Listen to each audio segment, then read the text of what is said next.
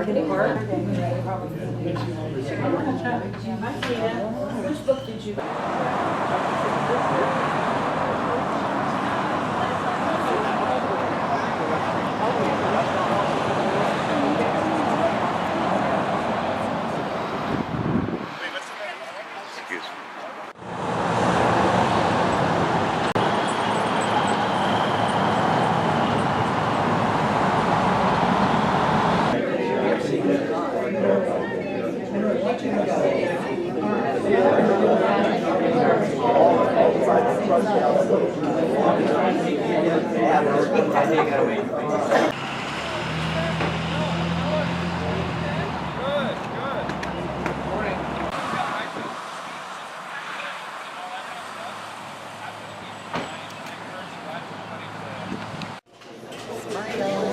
Good morning.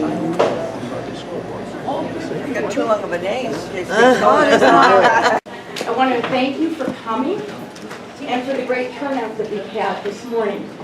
So the first thing I'd like to do is start with invocation, and that's going to be led by Debbie Barker, Grace House Church in Mount Vernon, and then Gary Hagelin, our CAPR president, is going to lead us in the Pledge of Allegiance. Could you please stand?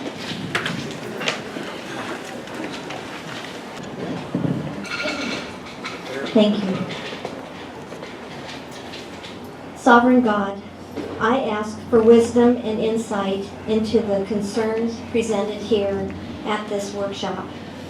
Let your peace fill this place and the hearts of those here as your plan and purposes are fulfilled here today. I ask all of this in Jesus' mighty name. Amen. Amen. Amen. Everybody. All right. I pledge allegiance To the flag of the United States of America and to the republic for which it stands, one nation, under God, indivisible, with liberty and justice for all. My name is Tim Champone. I've been a CAPR member of the Citizens Alliance for Property Rights, the Skagit County chapter, since it was formed in January of 2013.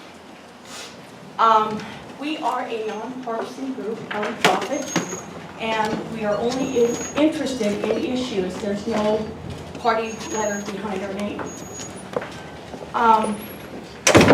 The first thing I'd like to mention, I'm doing some little housekeeping because I want to get to our speaker.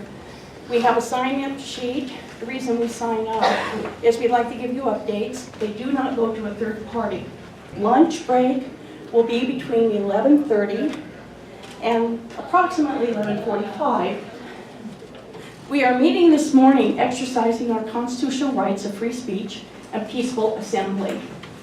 Everyone is encouraged to participate as long as respect is maintained and no intimidation nor disruption will be permitted.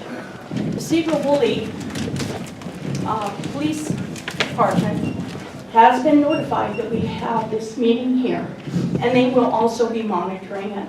And they're really great guys, and we really appreciate them. Lastly, our guest speaker has driven from Montana at her own expense. This is a free event, as Elaine is not charging for the sharing the information that she has. We do have an appreciation jar over there. It will be passed out later. And any donations you can make to her would be greatly appreciated. There are a few people here I would like to introduce. Let's see, first of all, we have John Coster, our legislative representative for the 39th district. Then we have our CAPR board. We have Gary Hagelin, who's our CAPR president.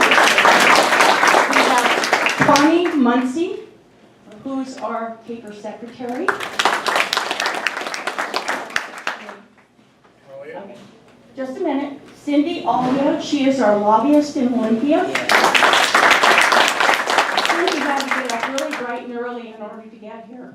So thank you, Cindy. We have Daryl Johnson, who's a national CAPR board member. Yes. And I think that's all for right now. So I'm going to turn the meeting over to Gary Hagelin, who's going to introduce our guest speaker, And again, thank you for coming and getting up this early to be here. And we have Tina's hard work. Yes.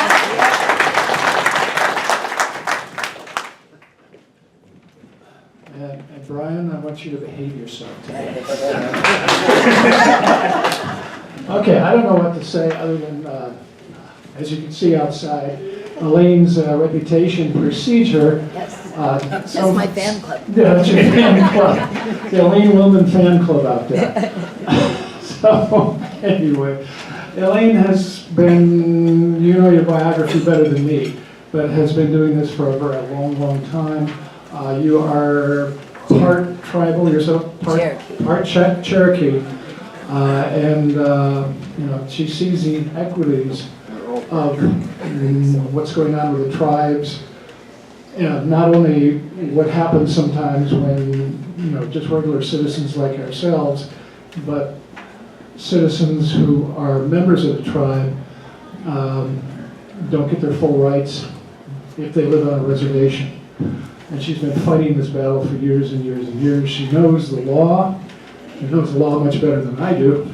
And she's going to talk about those aspects today, from the general to the specific, not the Pacific. The Pacific's up there, I think.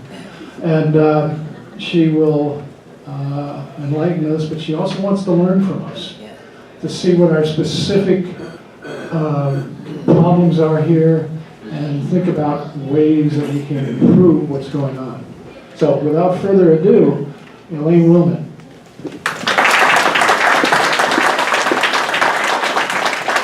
Thank you, Gary.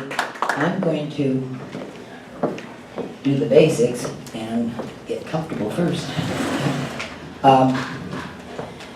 And I want to give a special thank you to Tina and her team that made this and pulled this event together so beautifully. So let's give Tina a big it's just awesome that free speech is alive and well in this room and outside. That's our free speech working. I've never hesitated to people can call me all the names they want. You know, I'm just not going to be muzzled. As a little background, I first became acquainted with anything connected with Indian reservations when I took a job in Toppenish, Washington as their community development director, and it was right in the middle of the Yakima Nation, and I could not hardly wait to get there. Because I am of Cherokee ancestry. My mother and grandmother were enrolled with enrollment numbers that I have. I just heard, I think we're all part Cherokee. We're all part something, but we're all 100% American, and that's what counts. And we're all neither greater nor lesser than each other. Nobody, even if you're wearing a little cedar hat, we're nor greater nor lesser than any other American. That's my guiding principle. And that's also made me comfortable meeting, you know, high officials. I can even say I was fondled by Bill Clinton once, you know. I was in a rope line at the White House, and he touched my shoulder to shake somebody's hand behind me. I thought, oh boy, I've been fondled too, you know. My husband is of direct Shoshone ancestry. He's a direct descendant of Sacagawea. Sacagawea's adopted son. You know, we're all out here in the Northwest pretty familiar with the Lewis and Clark thing, and on their return trip from the Pacific, Sacagawea learned that her sister had passed and left a little 4-year-old boy, Basil. That little 4-year-old boy, Basil, is my husband's great-grandfather. His mother, my husband Grant's mother, took care of Basil in his last years, and so he is exceedingly proud of his Indian ancestry, as am I. I am exceedingly proud of the formation of this country. We've kind of been a young country, we're still a young country. We've learned by skinning our knees. We've done some things very right and some things things very wrong. There's no one in our history that has completely clean hands. We're all people with clay feet trying to keep a republic alive and moving forward. And so that's kind of my background on that. I want to lay a framework for today, for this, the way we're going to do things today. I've just put in a skeletal structure of some topics that I will bring up and raise a few points on. But my dream for this workshop, and I have no idea how it's going to end up. That's going to be up to you. My dream for this workshop is that it is a workshop, and we take notes. And you may learn some things from me, and I may learn some things from you. I need to become more knowledgeable about Skagit County specific issues. And so I'm assuming that there are folks in the room that have expertise on some water, more so than me. I claim no real expertise on water. My focus has all been on Indian policy. And farming, all the things that affect your livelihood in Skagit County. As you know specific information about specific issues we're addressing, I'm going to expect you to jump up and participate and to contribute to this conversation today. I want us to have a really interactive conversation, which is one of the reasons I think this room is awesome. Holds a lot of folks, but it's cozy. I also want to mention something else. Years ago, I met one of my first heroes out here, and I'm just delighted that he's still here and he's now a state representative, and that's John Custer. I was just thrilled to hear that you were going to be here. John has been in this game, I think it was around 2003. It's when the fight to contain or constrain Quilceda Village was going on. So that's how many years ago it was. A few of my folks from Toppenish, we journeyed up to Marysville to help a community group get formed, and John was one of their go-to people that would listen. He would listen and support as best he could. So here we are in 2017, John. We're still at it. It's even worse. Yeah. But you're in a wonderful position for the state of Washington. I'm just thrilled. Just thrilled. So I might ramble on here for first few minutes, but I want you to know that during this workshop, it's not going to hurt my feelings if you get up and need to wander around. We're going to be here for a while, or you want to. It's okay to eat in front of me. You know, I just want us to have a comfortable, casual, but constructive conversation. I also want folks to know I hope we have some of our Skagit County residents here that disagree with me. I absolutely invite disagreement. It makes for a dialogue. It makes for a very rich conversation, and I will allow anyone who disagrees with me their voice. We all need to be willing to do that. I'm not one to be muzzled, nor would I ever muzzle anyone else. And I'm not one to be politically correct. That kind of, I guess when I retired from public employment, I totally freed myself to never have to customize my words to fall in line with the public language. That brings up another thought that I want to do front end here, and that's the language. Language and political correctness and propaganda. All of us in this room have been subjected to generations of language crafting and propaganda. And there are words that have actually been kind of hijacked, and there are words that we kind of automatically relate to in a way that isn't true. One of the words in 2017, with 567 tribes across the country, one of the words that comes to mind when anybody mentions sovereignty, the first thought is tribal sovereignty. That linkage to a quasi-dependent tribal government, federally recognized by Congress, that linkage to sovereignty is a quasi-dependent sovereignty extended to a tribal government that is federally recognized. That's what that sovereignty is, a quasi-dependent sovereignty extended from the federal government to a tribal government. One of the things we need to do in our minds, we have to undo some of the things that have been pounded into our heads. And that's one of the goals I have with you folks here today, is when you hear the word sovereignty, think first, my citizen sovereignty. I'm sovereign. No, think second. Debbie said it this morning. God our sovereign. The first sovereignty is our God, who grants us those inalienable rights in our Constitution. That's really the first sovereignty that gives us our natural rights, our inalienable rights that no one can take away from. The second sovereignty is ours, is the citizen sovereignty of this republic.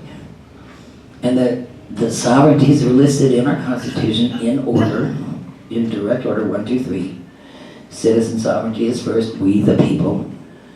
The sovereignty of the states is second. You'd never know that here in Washington, but the sovereignty of the states is second in our Constitution. And the federal sovereignty is third. The framers put those in order, in line, in the Constitution. It was the states, the colonies, that formed the federal government. So that's the order. Now, there's nothing in the Constitution, and this is one of the reasons they call me anti-Indian. You can call me anti-tribal government all day long, but not anti-Indian. They're my people, they're our people, we're all Americans. The tribal sovereignty is not identified anywhere within the four corners of the Constitution. It's just not there. It is a federally recognized process. Congress federally recognized Indian tribes and their sovereignty is extension. There's another, I'll give you my opinions on some of these things, but there's another piece of sovereignty that you'll hear and see in print a lot, and that's an inherent sovereignty. Oh, we have an inherent sovereignty. We have an inherent sovereignty. Well, guess what? Everyone sitting in this room, as a collective body of people with common values and goals, we in this room have an inherent sovereignty too. So does the PTA, so do the Boy Scouts. Any cluster of humans who have some commonality and some common goals and values, they have an inherent sovereignty to govern themselves. That isn't the kind of sovereignty that gives them judicial legs, jurisdictional legs. We all have inherent sovereignty, but that's a word that is used in this language to conflate the nature and expansion of all the tribal government activities. My pet peeve today, but I don't have an answer for it, is that more often than not, we Americans are divided into two categories. We are tribal or non-tribal. I mean, that if you live anywhere near an Indian reservation in the United States, those are the two categories. We are tribal or non-tribal. I want to do away with the word non-tribal. Non-tribal implies secondary. Just like our mind thinks sovereign means tribal first before our own, non-tribal says, well, I'm a non. Tribal's the real one. I'm a non-tribal. I'm not a non-anything, and neither are you. But these are examples of how language just keeps seeping into our head, and we go, oh, okay, yeah, I'm non-tribal. The heck I am. I'm American. I'm a resident of Skagit County. I'm American. But I am done being non-tribal. That's one of my new gripes. And I'm going to push that out everywhere I can because it puts us in an unequal position, which is completely antithetical to the U.S. Constitution. We are we the people with the first sovereignty. That's not non-tribal. So that's just kind of the foundation I wanted to lay. I also want to speak a little bit before we get into some of these subjects about our emotions and our the formation of our thoughts for generations through our families, through our studies in school and whatnot. The American people, we recognize our strengths and weaknesses.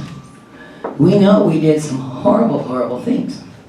And we know we've done some wonderful things, but we own them. And we have a generous heart for the American Indians. Very generous heart. In grade school, and I'm in my 70s, but I can tell you that in grade school, you know, the studies of American history and our government and whatnot were very respectful of the American Indians, as they should be. And I grew up with sort of a reverence. I grew up on the South Hill of Spokane. I had just this reverence for Chief Joseph and Spokane Indians. And, you know, part of it kind of fit with my ancestry. But we grow up with a generous heart.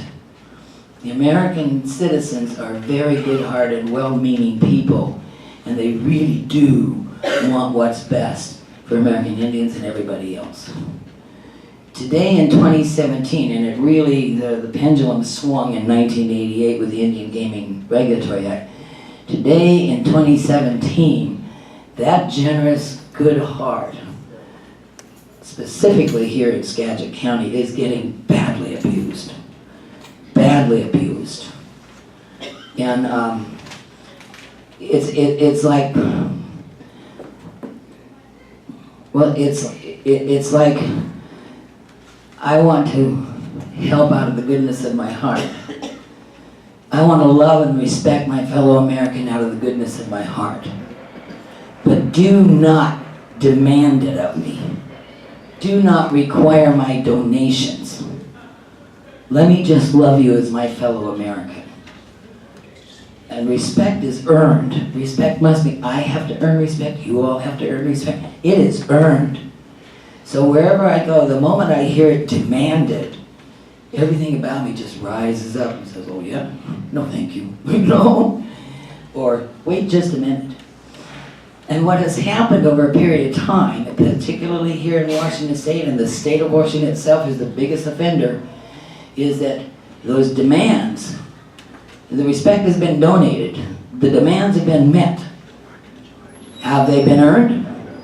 Do we have wonderful, collaborative, fellow American neighbors leading tribal government here? I don't think so. I don't think so. In some cases, I know that Skagit County participates and collaborates with 4 tribes.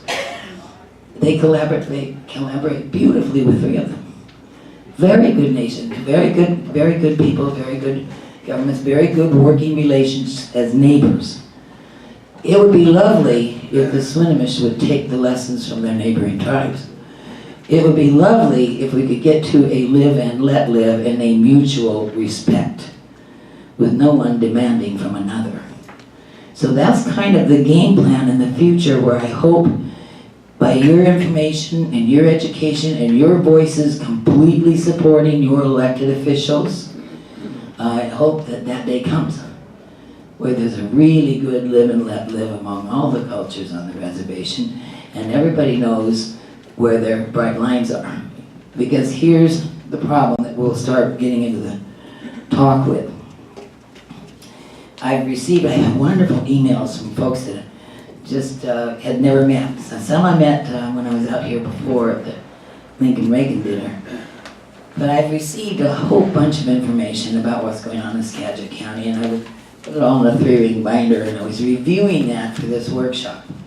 So I wanted to identify the things that are pressing on Skagit County residents. Notice I didn't say non-tribal. The things that are affecting Skagit County residents, coming from just one tribal government, a very small one at that. And so I was going through the email materials that I printed out, and I'm going to read this list. I found 17 of them. Shelter Bay, the Shelter Bay lease proposals affecting 931 property owners. The tribal boundary expansion, the March Point land claims and jurisdictional issues, a recent push to get treatment estates for water quality. Now they already control and contain most of the water, but if they get water quality, that can control municipal waters as well. Water dikes, issues with constraining water dikes and drainage ditches, gas tax, the Supreme Court cases on the gas tax, sales tax, the Great Wolf Lodge decision. One of the newer ones that we'll talk about today, which is quite scary, is called Traders with Indians. Traders with Indians. That's why they really don't think we need dual taxation on an Indian reservation. Only the tribal governments. Only anybody who trades within an Indian reservation. For example, if you rent a home, the landlord owes some tax. Anyone who, any form of bartering, trading, or exchange of goods or services. Well, the Traders with Indians is an 1856 act when the Western Territories were just being settled, and there were some scoundrels, you know, taking advantage of the natives, so that every trader with an Indian had to be licensed and approved by the Commissioner of Indian Affairs there. So this old 1856 Traders with Indians statute is now being expanded and brought to life in 2017. So you buy a car, you drive through McDonald's, you do any form of trading on the reservation. Well, we don't need dual taxation, state and tribal. That's where they're going with this. Tribal property tax on fee lands, the Hearst decision with the in-stream flow disaster, and more recently, this is kind of creepy, more recently this has been researched and annotated and published by experts in New York and whatnot, but the National Congress of American Indians, whose chair is Brian Clasby, he just signed their newest resolution. And their newest resolution has publicly come up front now. It's been going on since 2009 or earlier. Has publicly come up with a proclamation and resolution entirely supporting the country of Turkey to come into Indian reservations on their federal tribal trust lands for economic development. And the practice behind that, it was actually put into the Hearth Act of 2012, but it was kept under the radar. But now, the NCAI has a new proclamation saying, we're good with it. We have more commonalities with Middle Eastern, and they have much more money, and the American private sector just isn't coming onto our reservations like they should. Well, they've been burned a little bit. And so, we also have the Middle Eastern economic development coming into the reservations. That sends a chill up my spine, but that's the new trend. The Endangered Species Act and the ESU number 8 salmon issues that you have here. The Bolt decision, of course, from '78 has still been in play. It needs some containment or modification. You also have, I understand, I hope somebody's here in the room because I don't know about it, but it's the Puget Sound Nearshore Ecosystem Restoration Program. The EPA SITC grant that, this is a recent EPA grant to the Swins for anthropogenic consequences of Western European immigration intrusion. I'll read that again. Anthropogenic consequences of Western European immigrant intrusion. And then the normal hunting and fishing and the claims for ancestral land and all that. 17 of these. Now, if just a few of these are implemented, God forbid all, within Skagit County, there is a complete coup. There is a complete abandonment or takeover of your representative government. See, that's why you're here. Each one of us has to. We've had to do it nationally in the recent election.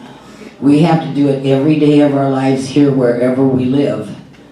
We have to stand up, speak up, fight for, support our representatives to save this representative government. Because I thought it was a little outlandish when I wrote the Going to Pieces book in 2005. I thought, well, this might be a bridge too far. I said the dismantling of the United States of America. I was on the money then. And it's in full force now because there's such an industry involved. There's such a economic power machine rolling this stuff out. One zip code to another, one county to another. It's so huge there is this worry about the dismantling of the United States. And the tribal governments are not the leaders, but they're the very willing and useful pawns. When you bring in the international forces, the global forces, the embedded representatives, the deep state, you know, for those who do not love America, there seems to be a real coalition and coalescence of folks adversarial to America that are pushing harder than I've ever known in my lifetime, with the exception of the Civil War when we were fighting each other. But I've never seen such a coalition, international, global, local, tribal, socially progressives, whatever you want to call them. There seems to be such an abundance of people who either resent America, certainly don't embrace America, outright want to see the United States gone. And this piece of it plays in because they're willing partners. They can be put out front. Tribal governments can be put out front when they're backed by big environmental NGOs. They can be put out front. We have to do this for the Native American, when it's really the Agenda 21 and the George Soros people saying, hey, we'll give you this, go do that. There's such a huge force, and we're watching it play out every day with the attempt to reverse an election. And this is all a part of it. So we here down on the ground in our local level, we here as American citizens, we need to buckle up. We need to step up. We need to speak back. And that has been the thing that has put us well behind the curve. I'm one of the few that speaks back. And holy cow, look at the commotion that will cause. One 74-year-old woman just speaks back. Oh my God, she's going to take us all down. 567 tribes. You know, I don't think so. You know, let me also mention Citizens Equal Rights Alliance. I do not speak for Citizens Equal Rights Alliance and haven't in years. I have freed myself to speak for myself as one single American citizen. What you're hearing from me are just my views, the knowledge I have, and they're just mine. I speak for no one. I belong to several organizations. I don't speak for any of them. And that's important, but I want you to understand Citizens Equal Rights Alliance because I'm truly proud of them. They're an organization that were kind of early on. They formed initially in the 80s to assist tribal members who had no civil rights or parental rights within their tribal government. Originally, there was some water rights issues in New Mexico, and there were some tribal members really suffering in Montana and some of the other places. And so Citizens Equal Rights Alliance formed up in the middle 80s. They were among, when the gaming came on in 88, they were among dozens of organizations that popped up that did not want off-reservation gaming. There's United Property Owners, I don't know how many, but there were dozens of other property rights groups formed up in the 80s along with Citizens Equal Rights that were fighting an unnecessary expansion of gaming and these same issues that I just mentioned. One of the things that happened was that the name calling started going on. If you spoke up in the 90s, if you had an organization like CAPR in the 90s when gaming was pushing out, well, you were a racist, you were this, you were that. And all those organizations fell away. They all fell away, except for Citizens Equal Rights Alliance. And as I said before, I do not speak for them, but I admire them tremendously. And it's kind of funny, just the same way that one person like me can take a lot of flack. One organization whose 19 board members in the various states, they're all senior citizens. They've all been the students of the Constitution and as helpful as they can to tribal members. Big difference between resources and support and help for tribal members and government decisions. See, this is what today is about. It is about the government decisions. Everything that is happening within our country is based on a government decision. And if it's a government decision, whether it's federal, state, tribal, doesn't matter local. If it's a government decision that affects me as a citizen, I will speak up. And that has nothing to do and takes nothing away from my affection of my own ancestry and my affection for Native Americans. Today is about government decisions. That's what all of this is. And I can tell you that Washington State has made some government decisions that are crippling counties, muzzling its citizens, confiscating its waters, and it's in trouble. Washington State is in deep, deep trouble, and Washington State is the reason why, which we'll get into.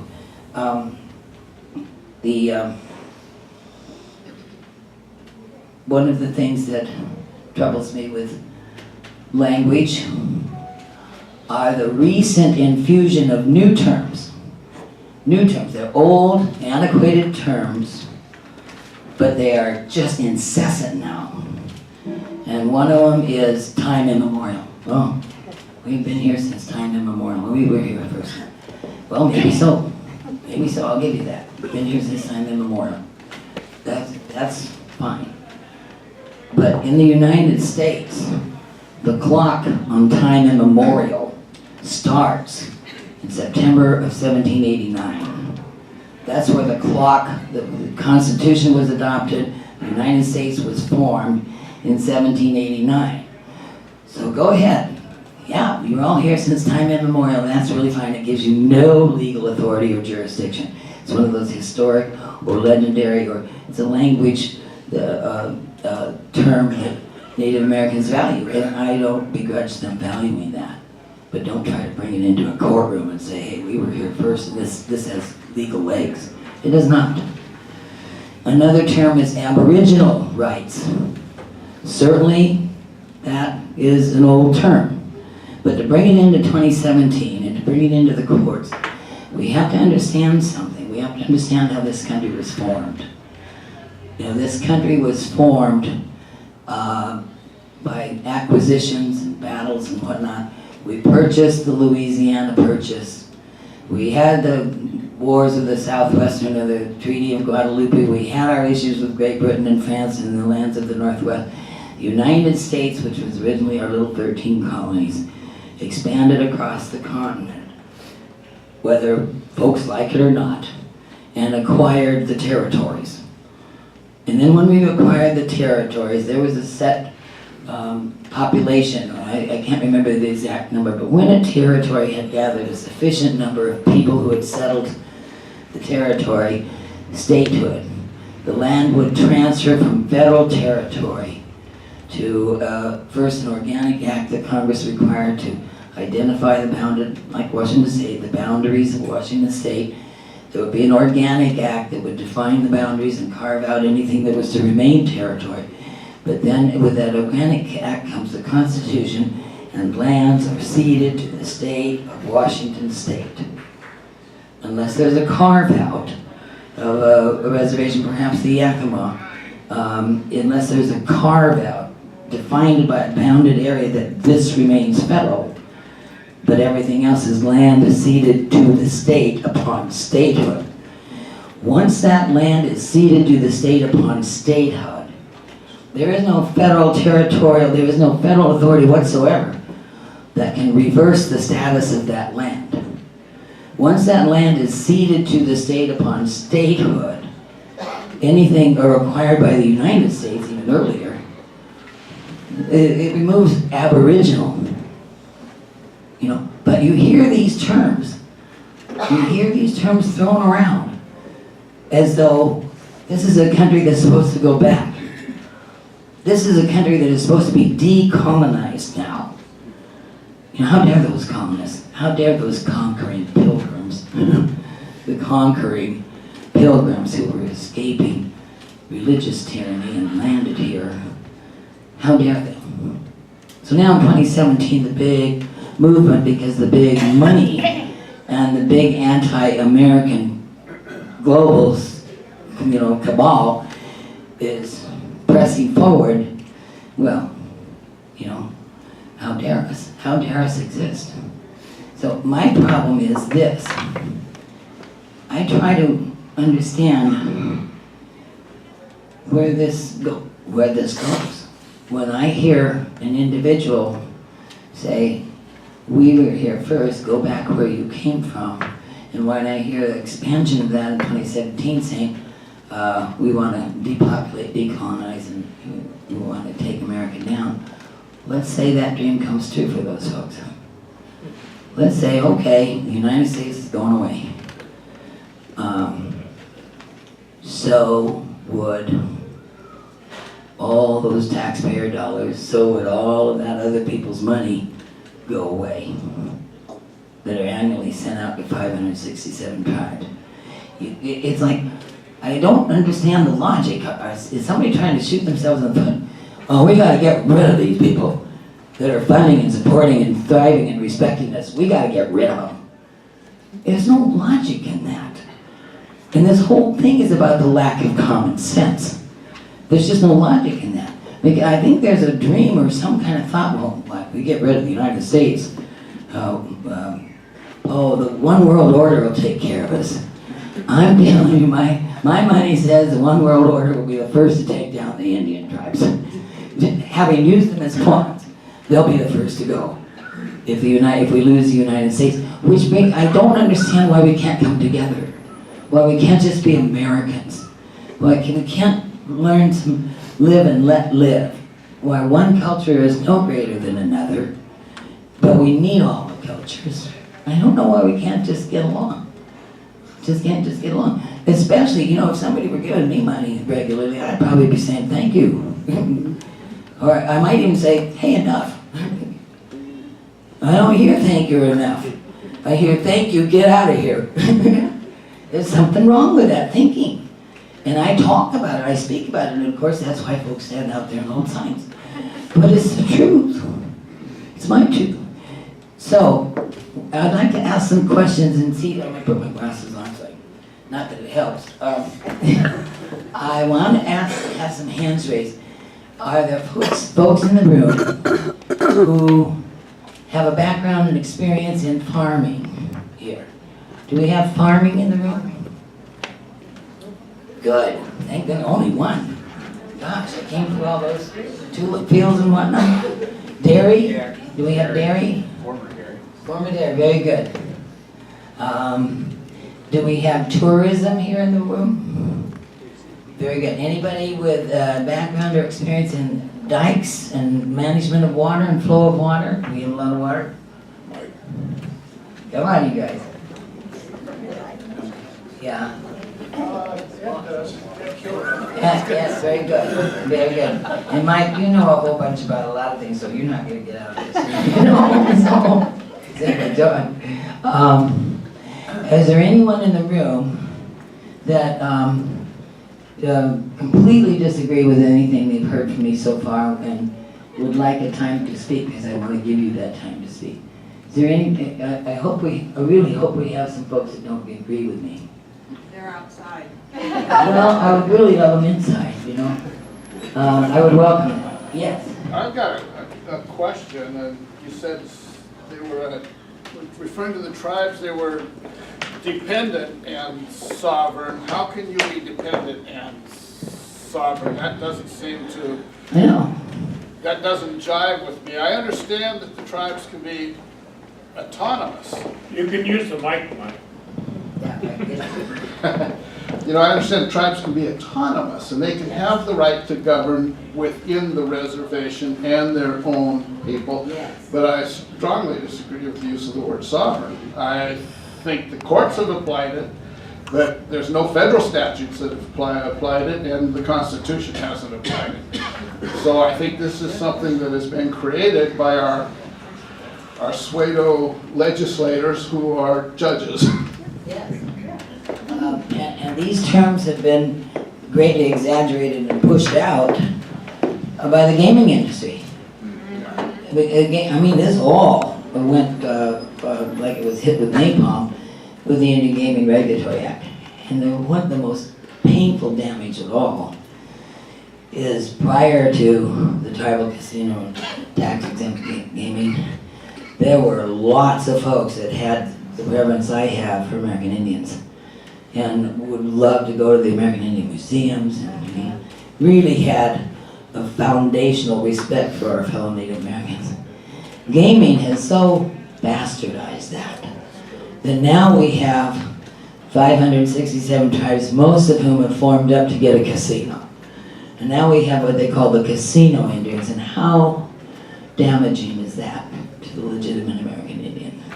They really bother. Another term, Mike, that you mentioned sovereign, which I spoke of, but another term that is used constantly is nations. Oh, we're the Oneida Nation, or we're the Yakima Nation, or we're this nation, or we're that nation. We're 567 nations. Oh, no, you're not. Oh, no, you're not. We have one nation under God. Amen. We have one nation under God. We have 567 quasi-dependent, federally recognized Indian tribes. Tribes. But you'll see nation this and sovereign that and aboriginal this and time immemorial. And most folks that don't come to meetings like this just say, oh, okay. You know, and they don't get it and they don't push back. We have to push back. And the main reason we have to push back is because we have to embolden and fully support our elected officials to stand up for us and push back for us against this own state. You know, against this own state. So, let me talk a little bit about Washington State. And I sure wish some hands would go up because I don't want to hear myself talk all day. So, I moved to Washington State in 1992 with the city of Toppenish on the Yakima. And so 1992 began my education in this. And that was, gaming came on in 1988, so gaming was growing, getting there when I was on the Yakima. And we formed a community group in 2000. Let me back up just a little bit further to talk about the Yakima Reservation. The reservations were all opened up with the Dawes Act of 1887. All opened up and allotted out. And the treaties of the Northwest were truly intended to be 2 generations. They were temporary treaties to give American Indians 2 generations to become full citizens and landowners and whatnot. And that's why the treaties of 1855 were followed by 1887 with the Dawes Act to open these reservations up. So a wonderful example of a functional Indian reservation would be the Yakimas when I got there in 92. When I got there in 92, the population was predominantly Hispanic, about 75, going on 80, but predominantly Hispanic, and there were some Filipinos and some Hmongs, a big agricultural area. So most of the population on the reservation was Hispanic. There was about close to 15% American Indian, and 5 to 10, you know, somewhere around there, Anglo.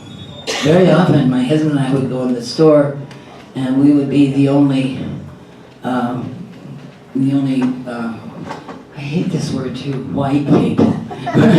This is another word we gotta stop using. We're not white people, we're Americans. We're not black people, we're Americans. But my husband and I would go and we'd be the only folks in the store. And Toppenish had the 4th of July. Now these kids, these Hispanic and American Indians and Filipinos and every culture, very diverse culture on the Yakima, they went to school together, they played ball together, they worked the fields together, and they used to have, and they still do, this beautiful 4th of July parade. And a big time parade. And we happen to have, later on, we happen to have an office and home in downtown Toppenish. Our home is upstairs above the office. So at the 4th of July, we could open the windows and sit. We had a ringside seat to this 4th of July parade. There were Mexican dancing horses. There were the women with the big flowing circular skirts, the Mexican dancing women. There were the Filipinos in their full costumes. There was the big American farmer. He had his big hop machinery in there. The big tractors were in there. And there were the Indian princesses on pickup trucks with beautiful blankets, you know. And there were just every culture every culture, respecting each other, joining in, and you could just see America in the 4th of July parade. And it was wonderful live and let live for decades on that reservation. And I think that's probably the case on most of them. And then, and Toppenish got the governor's award for tourism because it had its historic murals. I think they've got almost 80 of them now. Every wall in downtown Toppenish is a majestic mural. People would come by. The Japanese would come over every year. They loved the murals, they loved the Indians, they go out to the cultural center.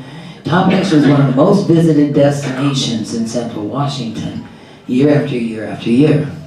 So then the tribe gets a casino right outside of town. And all of a sudden, the parade changes a little bit. But another thing that was happening is that outside of my office, there was a covered Conestoga wagon that would go by every 45 minutes. I used to love to sit there at my desk and do that clop, clop, clop of the wagon. Every 45 minutes, taking visitors on a narrated tour of the murals. When the casino opened, that dropped down to maybe 2 tours a day, and then it dropped down to 2 tours a week, and then it dropped down to by appointment only, and then it went away. And that tourism economy that the folks worked so hard for and received the tourism award from the governor was dead. And so the little gift shops and businesses started closing down. And as they closed down, the Yakima tribe leased the buildings and put in tribal service programs there, or bought the buildings, so that Toppenish could not recoup its economy. And then the restaurants started closing down because they could not compete with that all-you-can-eat buffet right outside of town. And we who lived in Toppenish started intentionally supporting the last 1 or 2 restaurants. We would make a point of going out to eat and support them so that they didn't close too, but most of them have closed now. And that's kind of a little composite. You know how you can relate to that here? Quilceda Village in Marysville. Quilceda Village in Marysville. Everything's tourist related, tax exempt, and the economy and all the disposable income in the area from the tourists goes right into those tax exempt businesses and guts your local municipal budget and lifestyle. Yes, John? Okay, I gotta bring, you brought up Quilceda. Good. So, I've got a host of questions on Go my mind Go here. for it. That's what I want. Number one, a lot of people aren't aware that Quilceda is a federal city, has been designated a federal city, same status as Washington DC, carved out of the United States. Yeah. How in the Sam Hill did they get that done? I'm serious. Now, if the state, and the other thing is, I've seen local governments capitulate time and time again on these issues, on trust land, moving fees, simple land over to trust land. When I was on the county council, we were never notified that this applications even came to the county. Which is a violation of law. Which is a violation of law. I'm reading this and I'm thinking, the state legislatures have to give, concede to this. In all the years I've been in the legislature, I've never seen anything of that nature. When I was on the county council, the county executive would sign off. But I see local governments capitulating happily to the tribes. I just don't get this. So I'm not sure how they ever got the status of a federal city at Quilceda. You know, I really think this, the state. Well, look where the campaign contributions go. Well, exactly. The state could have said not only no, but hell no, based upon the land ceded to the state upon statehood, which those were. You're reminding me, because I knew that before, I forgot it until just now. You're reminding me that they did carve out the federal, they did take land ceded from Washington to Washington State. How did they do that? Yeah, well, you know how they did it? Most people are Well, I was aware. going to talk about this later this afternoon, we will. When the West was being settled, you know, remember the cavalry out there? You know, it was wild and woolly times.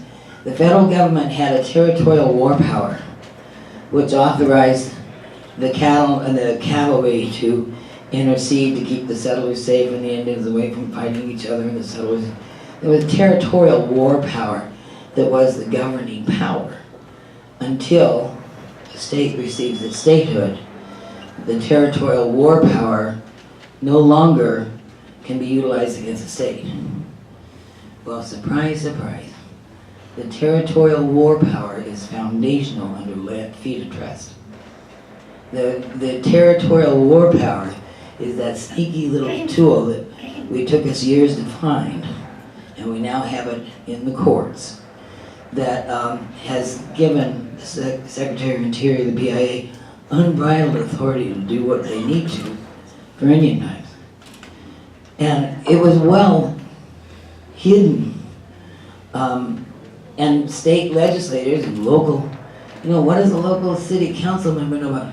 Hey, you can't take this land out of my municipality. It's a violation of, you know, you can't do a territorial war power act against my municipality. It's gone on for decades and it's still going on. And it's getting now challenged in the courts. But that's part of it. And it's the absence of information. You see, this has all been decisions, government decisions made between bureaucrats in Washington, D.C. and a few tribal leaders across the country. And they don't copy in, even our state legislators. But the money talks. I just wondered, could you re-emphasize how the territorial war power, how did the territorial war power survive statehood? Well, it should not have, and it will get knocked back. Let me back up, and we have to remember, let me go to the year 1855, and I'll tie this into let me go to the year 1855. It's a big year around here for treaties. And let's look at what was happening to all people who lived in the United States in 1855. The federal government had acquired the continent, very interested in settling the continent, and was saying, go west, young man. Or even earlier, not long after Louisiana Purchase. Go west, young man. And young man would load up his wagon with what he had, and the federal government would say, go west, young man, in a big way. It didn't give him anything, but it said, go west, young man. And young man went west and settled. And then we had the Dawes Act and the Homesteader Act and some things that opened up the country to where more and more people were moving west. The territorial war power came right after the Civil War. In 1855, they were already there was a war power in place that was underlying the execution of treaties. The 1855, so the level of territorial war power in acquiring the territories themselves and in executing anything within the territory. That was in earlier. But after the Civil War, it really ramped up, and the war powers were used to keep the peace and settle the West. Young man goes west, stakes out a piece of ground, the federal government says, all right, you approve it, you work it for 5 years, you can have a deed to it, you know. In 1855, the federal government was executing treaties with all the tribes up here in the Northwest and across the country.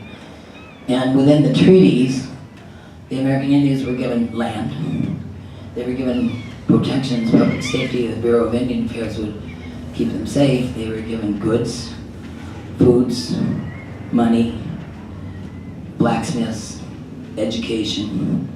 Within the treaties of 1855, the American Indians were given a place to be, a secure protection, basic resources forever, or for the length of their treaty. Young man was out there west with nothing, trying to build something on a piece of property, maybe own it in the future. 1855 was 5 years before the Civil War. In 1855, we were still buying and and selling black people like cattle. Slavery. So when you look at the people that lived in this country in 1855, a young man with very little in his wagon, tribal reservations with protections and services and stuff, the black people, that gives me a little perspective about how this country was built. Young man built this country. The farms that popped up, a little local church would pop up, a school would get built, a town would get formed. You know, some of the natural resources, the farming, the mining, the whatever. Young man built this country. Those deplorables, the ancestors of those, were the deplorable. Young man built this country. There was no welfare. There was nothing saying, oh, here, come get this. No, just worked hard so that we exist at all.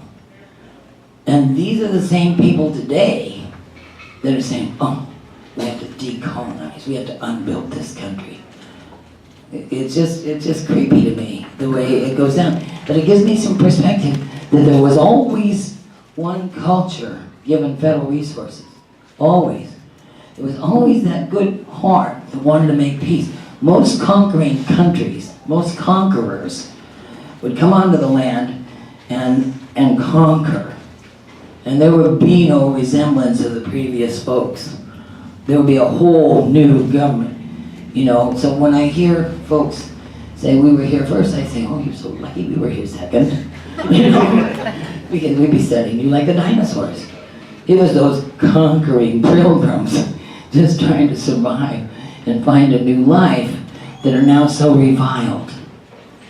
You know, it's upside down, and it's our job now to get right-sided and get back within the Constitution. Somebody got a question? Where? You guys are falling down on the job. You're supposed to be asking me questions. So as a recent Western grad, I just want to play devil's advocate here. Good. I'm very neutral, I'm here as a journalist, but a lot of my friends would say to that, well, with what the Native Americans suffered with, you know, the smallpox blankets, with the white man coming in and taking the land, and buffalo, and you know, all the illness and the kind of the mistreatment, isn't that only fair? Isn't that what they deserve? Kind of being given this special treatment above everyone else. Yeah, and that's a good point. I think special treatment was urgently needed and well deserved for a long period of time when we were settling the country. I think that was really necessary. And the protections and the setup of reservations and the providing of resources, I'm not saying that was a bad thing, I'm saying that was a necessary thing then. But then when I look at it now, you know, and I'll use the 1934 mark as the Indian reorganization mark, when the Indians were given their own tribal constitution and additional resources. In 1924, every American Indian was made a full citizen. In 1934, they had their own tribal government and resources. As we move forward today, the reason the Indian Reorganization Act was put in place was because there were folks that said, well, assimilation isn't working. They're not becoming citizens, they're not only part, we're stealing their old life ways. Assimilation is a bad word. They're not assimilating. Even when we made them citizens in 24, assimilation is hurting them. They need to live communally. And so we set up a system in place that funds them substantially to live communally. And, you know, and then fast forward up to 1988. Now, we have this question to ask. Did assimilation end in 1934? Did the reservations just have no electricity, no automobiles, no flat screen TVs? I mean, you have to ask in 2017, there aren't that many, maybe on the Navajo, and maybe on a couple of remote reservations in the Southwest, but I would venture to say there are very few American Indians in Washington State that have never driven in an automobile, don't have a cell phone, don't go to McDonald's, you know? They're fully assimilated, but demanding their old life ways. So these are some of the contradictions that need to be discussed, really need to be discussed. Thanks, Elaine.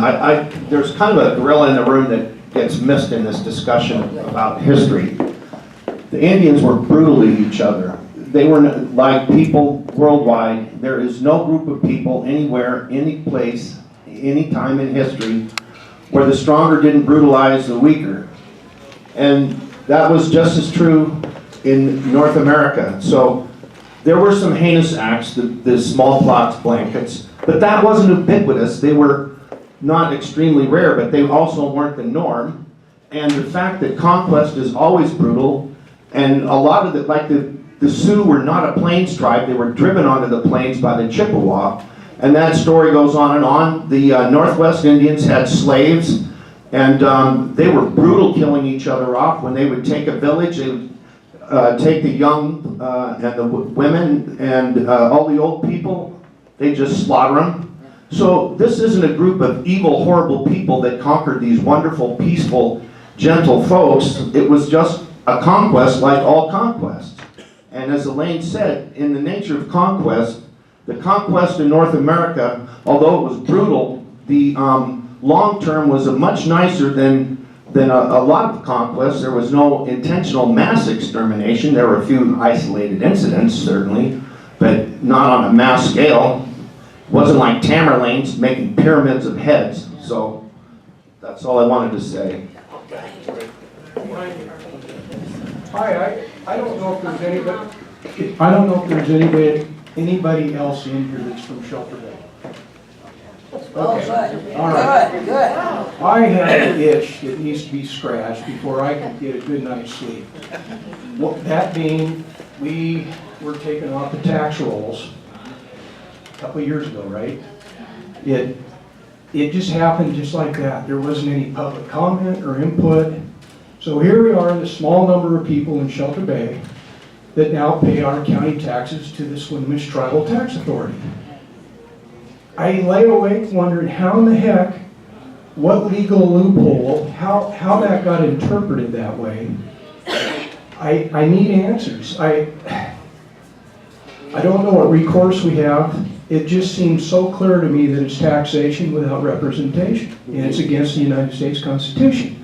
Is there litigation going on so that we can do we need to start it ourselves? That's what I was hoping to get out of the workshop today, along with all the other wonderful ideas and education that I'm getting out of this. We need to strategize about that now. You know, So that microphone, please. Okay, thank you. We need to strategize about that, and that, look, the reference you made to it just came up overnight, and all of a sudden, state taxpayers are paying their taxes to the tribe. Much like your little, where'd this federal territory come from? Stuff comes up overnight. Is that due to the Great Wolf Lodge decision? Yes.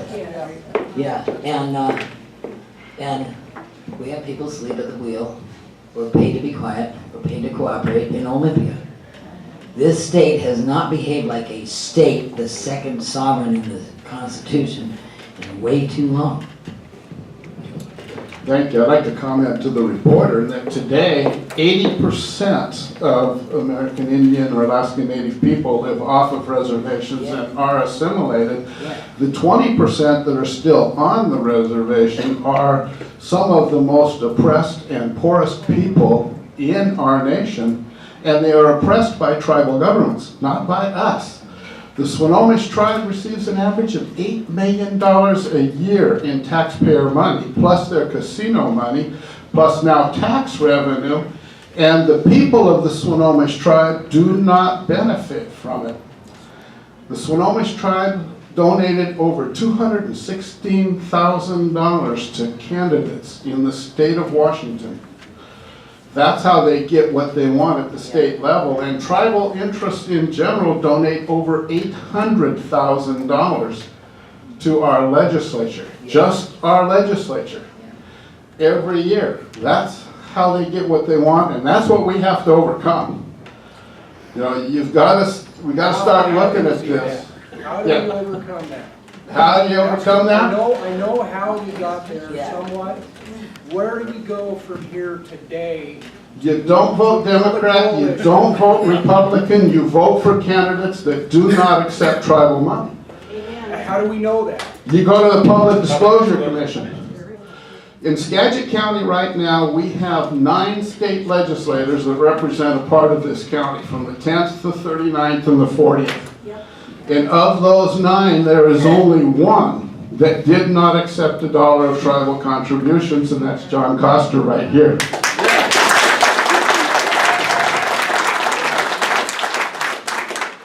Yes, Dan Christensen took over $10,000 and Kirk took about $5,000. Wow, now I But really. do you represent us in our district though?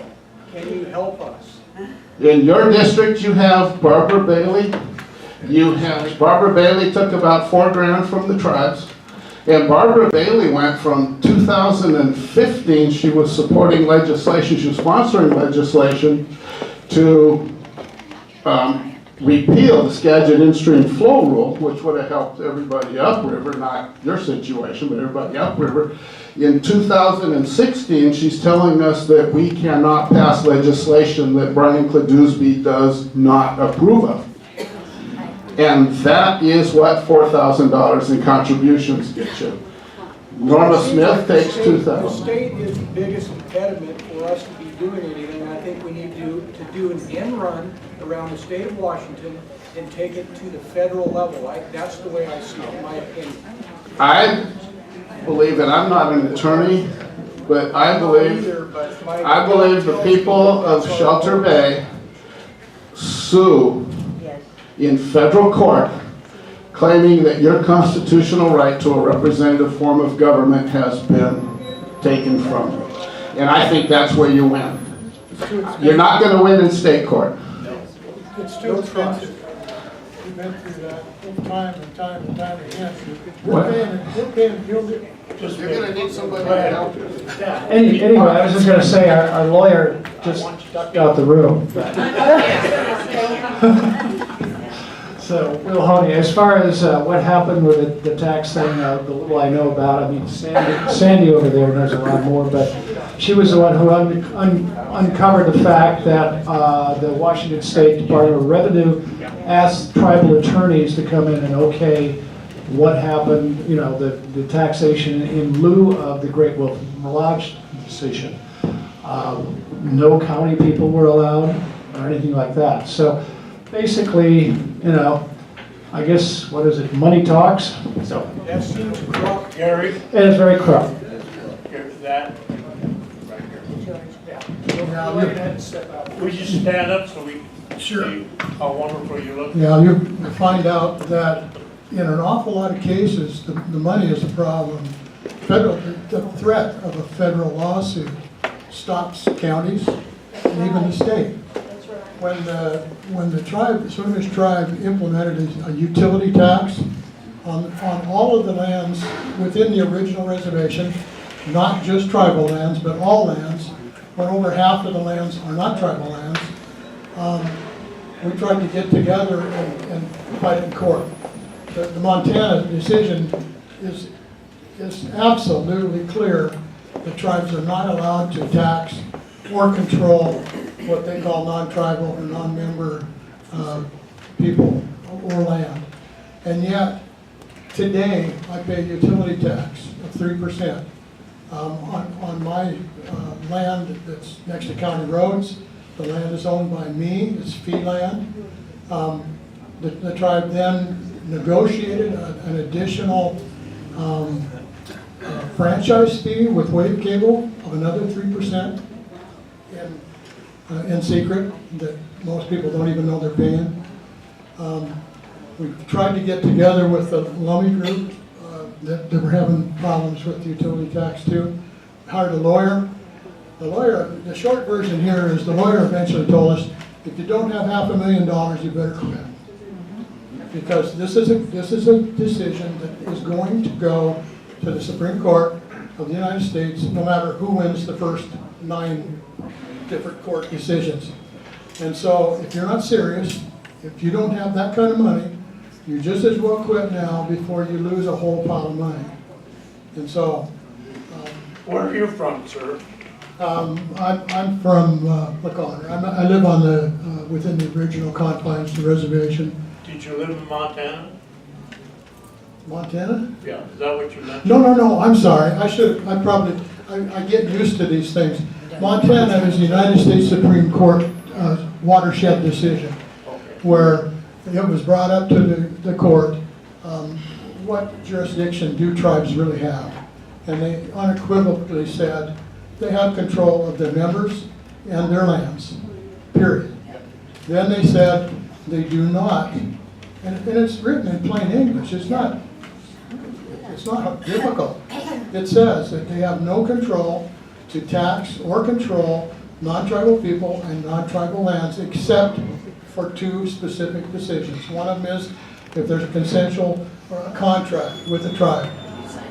You have to do that.